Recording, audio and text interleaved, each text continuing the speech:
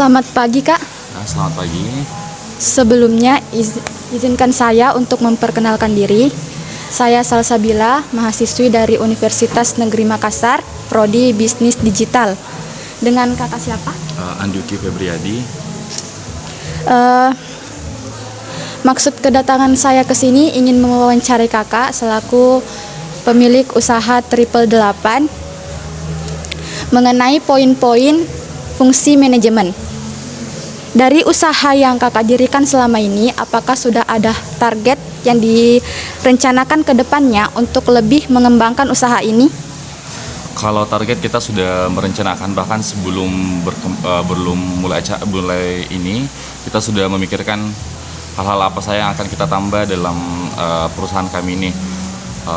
Kalau yang nyatanya itu sekarang di belakang kita masih ada bangunan tambahan yang rencananya kita akan bangun.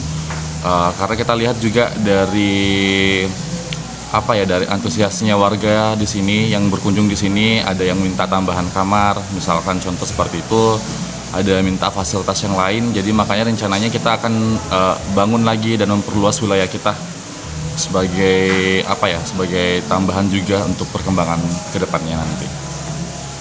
Untuk strategi apa saja yang kakak terapkan untuk mencapai target tersebut?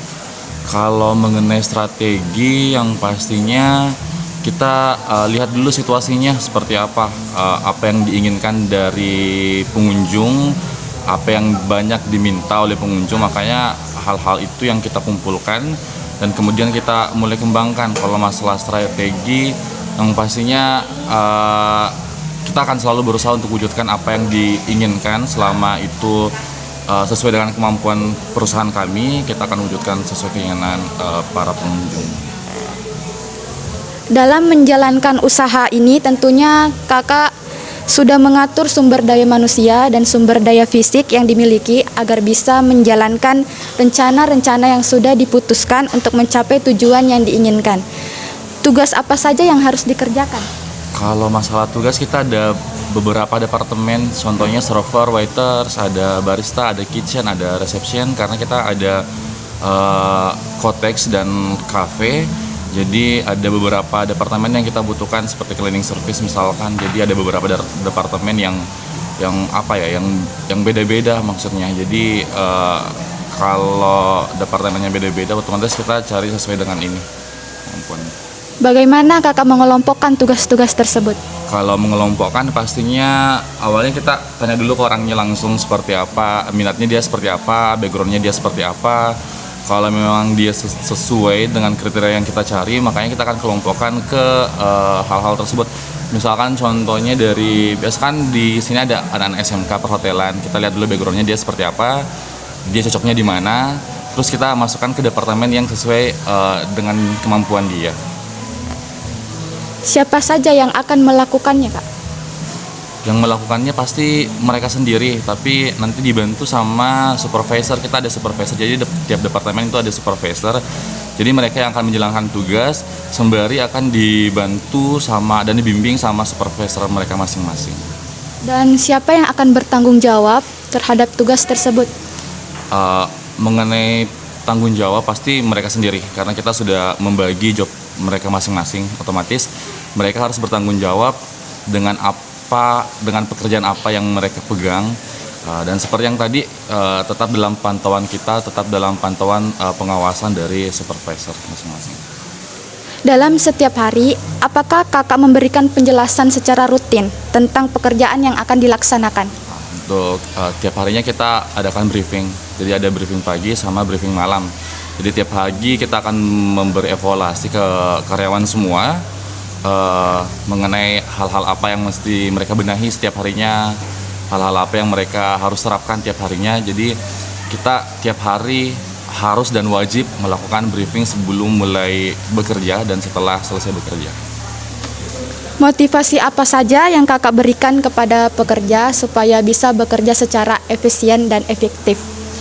Kalau masalah motivasi, banyak ya kalau masalah motivasi. Salah satunya contoh yang pastinya kita selalu terapkan bahwa selalu bekerja dengan penuh hati dan jangan pernah malu, karena belum tentu orang yang melihat kita bisa bekerja seperti kita. Terus yang lainnya biasa kita terapkan juga, jadikanlah tamumu sebagai raja atau ratu, biar mereka memiliki kesan kepuasan dalam dalam meninggalkan hal tempat ini, seperti itu. Selanjutnya, apakah kakak melakukan evaluasi atas keberhasilan mencapai target yang diinginkan dan kapan kakak melakukan evaluasi tersebut? Mengenai evaluasi, tiap bulan kita melakukan evaluasi, kita lihat bagaimana penjualan kita, apakah ada peningkatan atau ada penurunan. Kalaupun ada penurunan, kita balik lagi lihat dari segi hal apa mengalami penurunan, kita cari celahnya lah. Terus kalau misalkan kita sudah dapat celahnya, kita diskusikan bersama, karena manajemen kita ada manajer, ada supervisor, ada owner. Jadi kalau kita sudah menemukan celahnya, otomatis kita langsung mengevaluasi setiap bulannya. Terakhir, bagaimana alternatif solusi yang kakak mungkin bisa berikan untuk mengatasi masalah yang terjadi? Untuk mengenai solusi yang kita terapkan, yang pastinya yang pertama kita tadi cari celahnya dulu. Kita kosongnya di mana, kenapa bisa ada penurunan. Misalkan mungkin dari segi menu yang perlu kita tingkatkan atau dari segi pelayanan kita akan langsung ubah.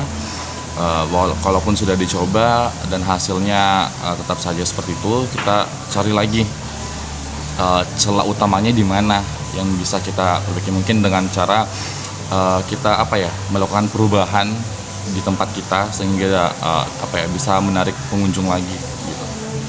Terima kasih atas informasi yang kakak berikan kepada saya. Informasinya begitu jelas, dan terima kasih untuk waktunya dalam melakukan wawancara ini.